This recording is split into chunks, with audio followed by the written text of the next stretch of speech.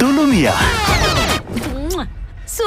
সোনাল চৌহান আর শাকিব খানের ভালোবাসায় গল্পে নির্মিত অনন্য মামুনের দরদ সিনেমায় প্রশংসায় ভাসছেন সিনেমা প্রেমীরা।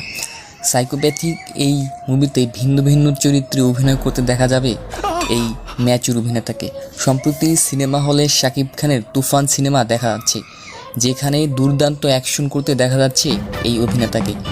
এরপরেই দেখা যাবে দরদের ভরা সিনেমা হল, তুমুল দর্শকের ভিড়, এক অন্যরকম শাকিব খানকে এক অন্যরকম দরদে ভরা গল্পে, যেখানে দেখা যাবে ভারতীয় অভিনেত্রী সোনাল, তাদের ভালোবাসা, মায়া, খুনসুটি, দরদ, এভাবেই এক পর্যায়ে দেখা মিলবে ভয়ঙ্কর এক চরিত্রে শাকিবকে। এখান থেকেই সিনেমার গল্প ঘুরে দাঁড়াবে।